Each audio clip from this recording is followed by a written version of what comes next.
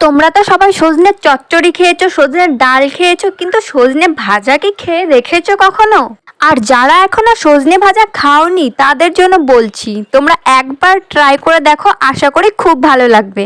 প্রথমেই সজনেগুলোকে ছুলে এভাবে ছোট ছোট করে কেটে নিতে হবে।